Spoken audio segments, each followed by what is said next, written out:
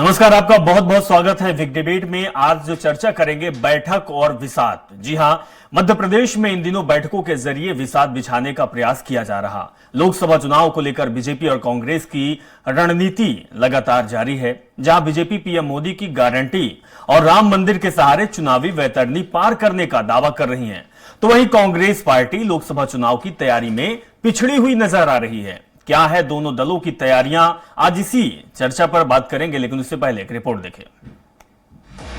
मध्य प्रदेश में हुए विधानसभा चुनाव के बाद अब प्रदेश में दोनों ही प्रमुख दल भारतीय जनता पार्टी और कांग्रेस आगामी लोकसभा की तैयारियों में जुट गए हैं। लोकसभा चुनावों के सिलसिले में बीजेपी और कांग्रेस कार्यालय में बैठकों का आयोजन किया गया। बैठकों के दौरान दोनों ही दलों के राष्ट्रीय पदाधिकारी भी मौजूद रहे। बीजेपी कार्यालय में आयोजित हुई बैठक के दौरान राष्ट्रीय महासचिव सुनील बंसल, प्रदेश अध्यक्ष और सांसद विष्णुदत्त शर्मा, प्रदेश संगठन महामंत्री हितानंद शर्मा उपस्थित रहे। बैठक के दौरान आगामी लोकसभा चुनावों की तैयारियों को लेकर रणनीति बनाई गई। पदाधिकारियों ने विधानसभा चुनाव के दौरान अपनाए गए टिप्स पर चर्चा की, साथ ही सलाह दी है कि विधानसभा चुनाव के दौरान अपनाए गए टिप्स पर ही लोकसभा चुनाव में भी काम करना है। बीजेपी ऑफिस में मोर्चों के पदाधिकारियों की बैठक हुई है। इस बैठक में मुख्यमंत्री डॉक्टर मोहन यादव भी शामिल हुए। बैठक में मोर्चों के पदाधिकारियों और विस्तारकों को निर्देश दिए गए हैं। लोकसभा चुनाव को लेकर प्रदेश भर में कार्यकर्ता सक्रिय रहेंगे। कार्यकर्ता एक एक गांव में एक हफ्ते तक प्रवास करेंगे। स्व सहायता समूह, एनजीओ हर वर्ग के लोगों से संवाद करेंगे। SC, ST, OBC वर्ग की समस्याओं का समाधान करेंगे। जिलों में नुक्कड़ सभाएं कर युवाओं से संवाद करेंगे। राम मंदिर प्राण प्रतिष्ठा के लिए घर घर जाएंगे कार्यकर्ता। लोगों को पीले चावल देने घर घर जाएंगे कार्यकर्ता। पीले चावल देकर देंगे आमंत्रण। रामलला के दर्शन करने कार्यकर्ता लोगों को करेंगे प्रेरित। हारी हुई सीटों पर वोट प्रतिशत बढ़ाने जुटेंगे सभी कार्यकर्ता। महिला मोर्चों का महिलाओं पर रहेगा फोकस। स्व सहायता समूह के साथ कार्यक्रम आयोजित किए जाएंगे। बीजेपी ने मिशन 2024 के लिए अभी से विसात बिछाने का प्रयास शुरू कर दिया है। बीजेपी का लोकसभा चुनाव को लेकर एजेंडा साफ है। बीजेपी जहां राम मंदिर और पीएम मोदी की गारंटी को लेकर चुनाव मैदान में है, तो वहीं कांग्रेस फिलहाल बीजेपी के मुकाबले लोकसभा चुनाव की तैयारियों को लेकर पिछड़ी नजर आ रही है।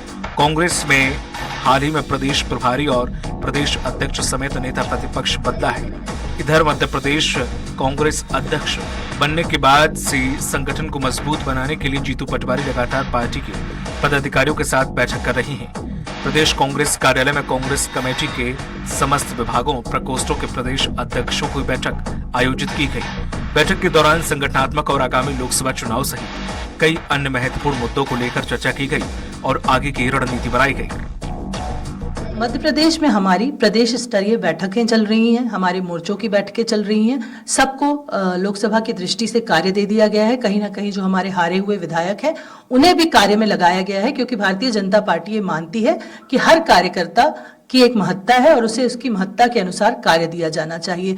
हम सब के सब मिलकर मिशन 2024 में लग गए हैं और हमने ये तय किया है कि 29 की 29 सीटों का हार विजय के रूप में हम अपने माननीय प्रधानमंत्री मोदी जी को पहनाएंगे। 450 रुपए का जो सिलेंडर कहा था वो अब तक मिलने के कोई चांस नहीं है।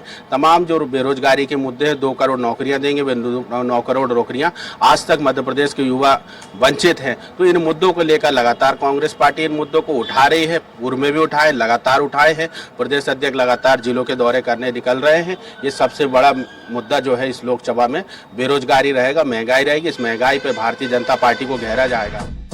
बहरहाल दोनों ही दल लोकसभा चुनाव की जीत का दम भर रहे हैं। ऐसे में देखने वाली बात यह होगी कि लोकसभा चुनाव में किस दल की रणनीति चुनाव में कारगर साबित होती है। सलमान खान, स्वराज एक्सप्रेस, भोपाल।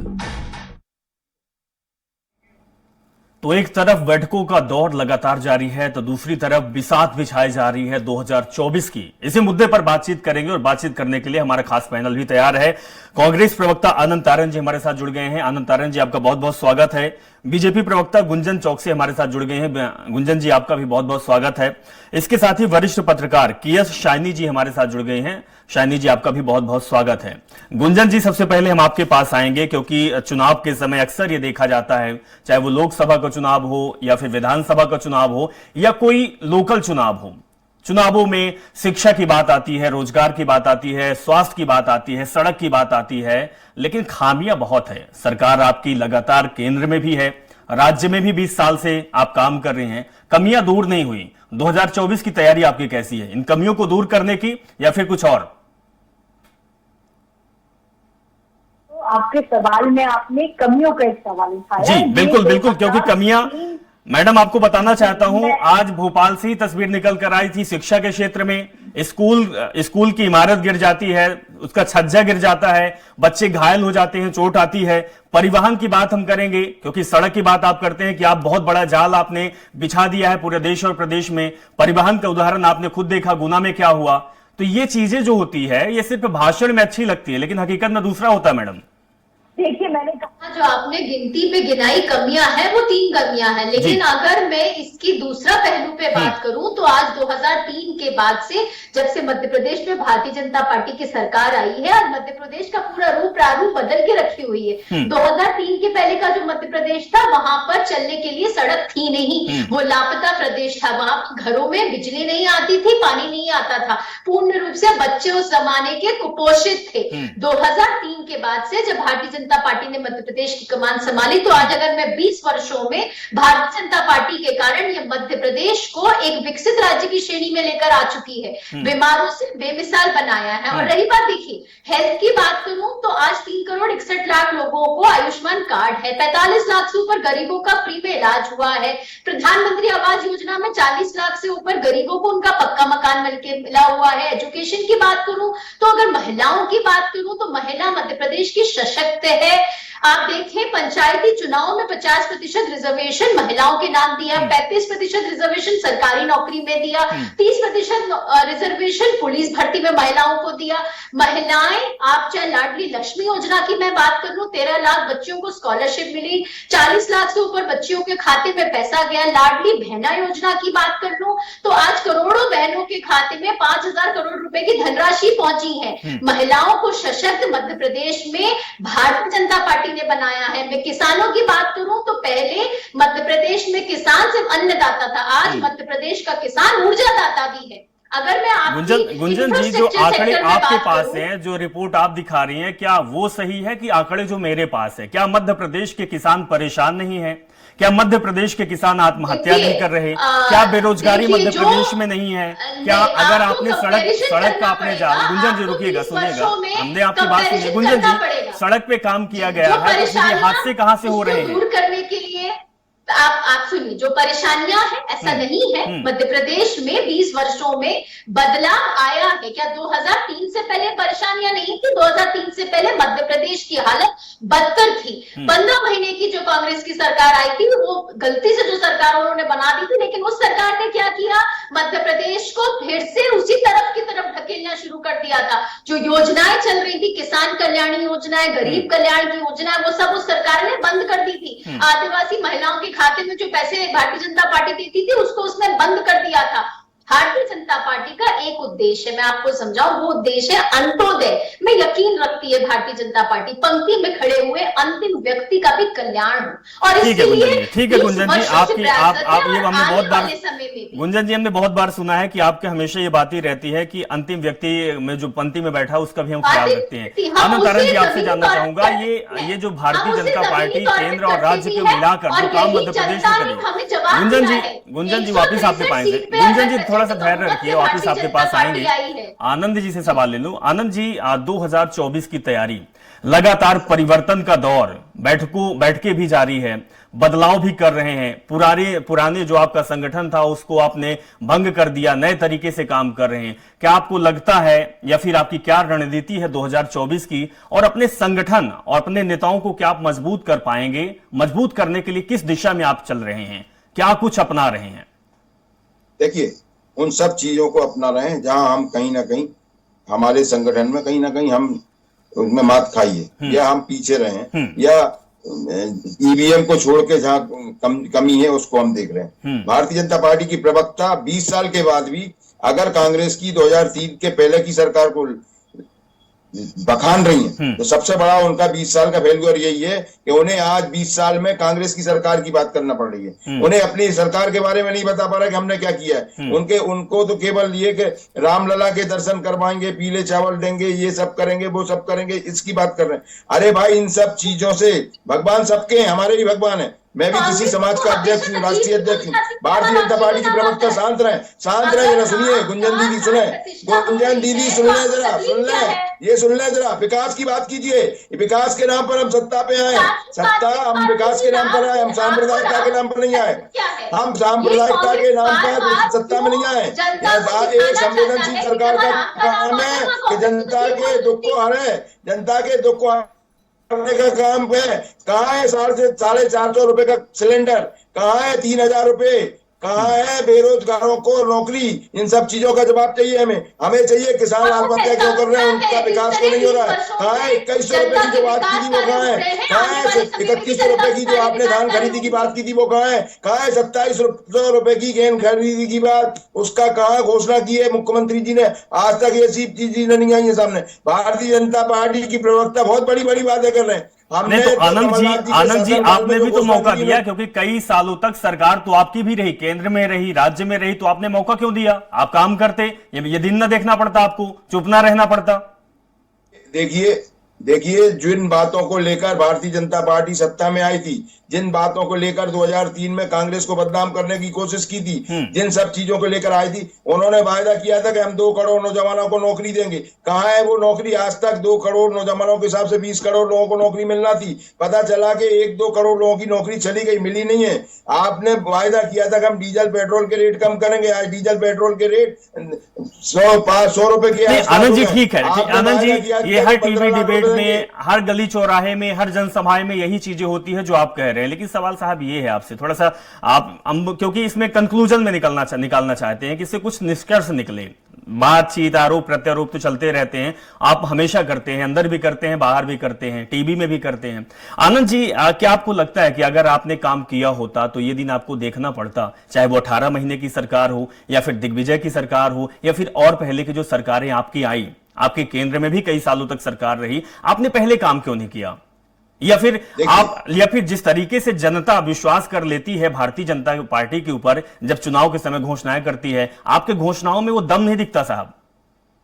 देखिए 10 साल की दिग्विजय सिंह जी की सरकार ने निश्चित रूप से काम किया था। केंद्र में भारतीय जनता पार्टी की सरकार थी, अटल बिहारी जी की सरकार थी, उन्होंने सहयोग नहीं किया। और किस तरह से इसके बाद भी दिग्विजय सिंह जी ने जिस तरह से सांप्रदायिकता को हावी नहीं होने दिया और शांति के साथ मध्य प्रदेश की सरकार चलाई। भारतीय जनता पार्टी के मित्र बार बार बहुत बातें बोलते हैं, सांप्रदायिकता के अलावा इनके पास कुछ नहीं है, विकास इनके पास कुछ नहीं है। 4 लाख करोड़ के कर्जे से मध्य प्रदेश को लाद दिया है, इसके बाद विकास नहीं। दूसरा यह कि केंद्र की आदरणीय मनमोहन सिंह जी की सरकार आई, जब इन्हें 2003 में इंडिया साइनिंग की बात की तो आपने देखा होगा किस तरह से इंडिया साइनिंग की धज्जियां उड़ गई। और आज भी हम उसी दोराहे पे खड़े हैं जो 2003 की। ठीक है आनंद जी, शाइनी जी हमारे साथ जुड़ी हुई है। आनंद जी, शाइनी जी से सवाल ले लेता हूं। शाइनी जी, अक्सर देख रहे हैं, कुछ सालों से देख रहे हैं कि जो मुद्दे होते हैं देश के हो या प्रदेश के हो या आवाम की हो, जनता के हो, सरोकार के मुद्दे दूर हो जाते हैं। इस समय जो मुद्दे कहीं हिंदू मुसलमान का आ जाएगा तो कहीं मंदिर मस्जिद का आ जाएगा। राम मंदिर इस समय खूब चल रहा है और अच्छा खासा पैसा भी केंद्र के द्वारा और राज्यों के द्वारा भी दिया जा रहा है। हम राम मंदिर अयोध्या की बात कर रहे हैं। राम मंदिर को लेकर पूरे देश में मुहिम चल गई है कि उनको चावल दिया जाए, प्राण प्रतिष्ठा के लिए लोगों को बुलाया जाए, बहुत सारी बसें आ जाएगी, ट्रेन की टिकट मिल जाएगी, ट्रेन फ्री में चलने लगेगी, स्पेशल ट्रेनें चलने लगेगी। लेकिन अमूमन जो जनता के लिए चाहिए और हमेशा चाहिए, इस पर कभी काम नहीं होता। आपकी क्या राय है? देखिए, कांग्रेस ने हमेशा विकास की बात नहीं, आस्था से जुड़ी हुई इशू है, तो वहाँ कहीं ना कहीं बीजेपी को इसका एडवांटेज तो चुनाव पे मिलेगा और वो लेंगे भी। मेरा ये मानना है कि जैसे अभी जो चुनाव हुआ है विधानसभा का, विधानसभा चुनाव में 18 साल के सरकार के बाद अगर कांग्रेस इस चीज का एंटी इनकम्बेंसी का फायदा नहीं ले सकी तो कहीं ना कहीं दिखता है कि कांग्रेस जो है, जो मुद्दे हैं, बेरोजगारी का मुद्दा है, क्या बोलते हैं अपने सड़क है, किसानों का मुद्दा है, ये लोगों तक नहीं ले जा पाए। एक मूवमेंट बनाना पड़ता है, जिस तरह से मुद्दे ले जाके लोगों के बीच में, उसी तरफ आप देखेंगे बीजेपी का प्रचार प्रसार इतना जोरदार रहता है, जो काम उनने किया है उसको उन लोग कई गुना ज्यादा बढ़ाकर पूरे लोगों में इस तरह से वो फैला देते हैं कि उनने बहुत काम किया है। वहीं कांग्रेस जो है इसमें कहीं ना कहीं पीछे होते हुए दिखाई देती है। अब जहां तक राम मंदिर का मुद्दा है, राम मंदिर अब जिस तरह अभी बन रहा है, 22 तारीख को इसका इनॉग्रेशन है, अब उसी को बीजेपी ने ये बना लिया कि कौन जाएगा कौन नहीं जाएगा, उसको आस्था से जोड़ दिया है। तो ये एक चीजों को डाइवर्ट करने का एक तरीका होता है, किस तरह से जो लोगों का ध्यान जो है बाकी जो इन्फ्लेशन है या किसानों के मुद्दे हैं, बच्चों के हैं, खाने के हैं, शिक्षा का है, इन सब से डाइवर्ट करके आप एक इमोशनल इशू के साथ जोड़ने की कोशिश कर रहे हैं। लेकिन वहां पे ओपोजिशन का रोल बहुत इंपॉर्टेंट हो जाता है कि किस तरह से इन सब चीजों से ध्यान ना भटकाते हुए लोगों का जो असल मुद्दा है वो कहीं ना कहीं मूवमेंट की तरह खड़ा हो जाए। अभी जैसे राहुल गांधी अभी यात्रा निकालने वाले हैं, मुझे नहीं मालूम मध्य प्रदेश में कितने दिन रुकेंगे, लेकिन मध्य प्रदेश से भी गुजरेगी वो यात्रा। तो अगर उन यात्राओं में कितना सफल होते हैं लोगों के बीच में जाने में, लोगों के बीच में इस बात को ले जाना कि मतलब किस तरह से पार्टी बीजेपी जो है एक इमोशनल इशू के साथ लोगों का खेल रही है, तो अब ये तो ऑपोजिशन के हाथ में भी बहुत कुछ रहता है कि किस तरह से इसको डाइवर्ट ना होने दिया बिल्कुल जाए। तो मतलब इससे बात ये निकलती है कि जो विपक्ष होता है, विपक्ष की भी भूमिका होती है कि जो मुद्दे होते हैं या सरकार को घेरने का काम होता है तो उसे अच्छे तरीके से घेरे, अच्छे तरीके से काम किया जा सके, लेकिन विपक्ष इसमें भी अछूती है। गुंजन जी, राम मंदिर का मुद्दा आया है, इसलिए आपसे ये सवाल लाजमी है कि राम मंदिर में बीजेपी वालों की आस्था है या फिर राजनीति का केंद्र?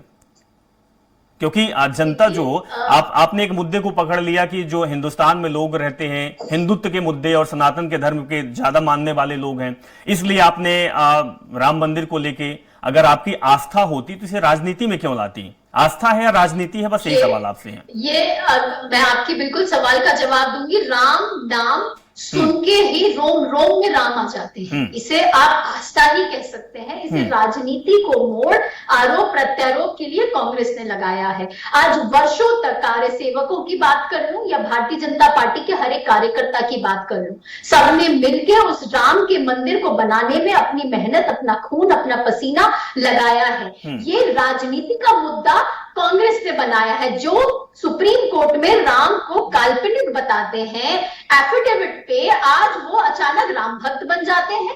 वो होता है राजनीति का मुद्दा बनाना। ये आस्था का मुद्दा इसलिए है, भारतीय जनता पार्टी के हर एक कार्यकर्ता के रोम रोम में राम बसता है, क्योंकि ये सनातन तो विश्वास रखती है भारतीय जनता पार्टी, सनातन के विरोध में खड़ी है कांग्रेस। सनातन को डेंगू, मलेरिया, HIV और कोविड बताने वाली होती है कांग्रेस, लेकिन सनातन प्रेमी है भारतीय जनता पार्टी। आपने G20 सनातन की परिभाषा क्या होती है? सनातन किसे कहते हैं? पार्टी ने गुंजन जी, सनातन किसे कहते हैं? देखिए, सनातन में जैसे मैंने पहले शुरू किया, पंक्ति में खड़े हुए अंतिम व्यक्ति का भी कल्याण, अंत्योदय में ही सनातन समाया हुआ है। हम हर व्यक्ति के कल्याण की बात करते हैं, वो सनातन है। सनातन को अगर किसी ने गलत शब्दावली दी है, आरोप प्रत्यारोप का गेम बनाया है, हिंदुइज्म का गेम बनाया है, वो कांग्रेस ने बनाया। ठीक है गुंजन जी, सनातन जो शाब्दिक अर्थ निकलता है सतत, निरंतर और सबके हित के लिए, तो क्या भारतीय जनता पार्टी सबके हित के लिए काम करती है? आपने राम को, आपने देखिए गुंजन जी, मैं भी राम को मानता हूं, और यहाँ पे जो बैठे लोग हैं, जो टीवी पे देख रहे हैं, सब कोई राम को मानता है। राम केवल बीजेपी के तो है नहीं, राम केवल आपके नहीं है, राम तो आनंद जी के भी है, शाइनी जी के भी है, अभिषेक जी के भी हैं। तो नहीं गुंजन जी आप ये बताइए, यही सवाल है कि प्रचार करने की क्या जरूरत है? प्रचार आप करिए। अयोध्या के बाहर जो बहुत सारे लोग गरीब बैठे हुए हैं, जिनके 2 वक्त की रोटी नसीब नहीं होता है, इस ठंड में वो बाहर लेटे होते हैं खुले आसमान के नीचे, अगर उनके लिए कुछ बनाया जाता, क्योंकि उनके अंदर भी तो राम है ना, उनके गरीबों का कल्याण, उनके लिए क्या काम आपने किया है? बिल्कुल, क्या भारतीय जनता पार्टी ने 20 वर्षों में गरीबों का कल्याण किया है, उन्हें पक्के मकान बना के दिए हैं, गरीबी रेखा से करोड़ों गरीबों को ऊपर किया हुआ है। और आप देखिए, हेल्थ सेक्टर में गरीबों का फ्री में इलाज कराया है। आप इस 2 चीजों को मिक्स नहीं कर सकते। राम की आस्था आस्था का विषय है। अगर राम ना हो तो धरती पे कुछ ना हो।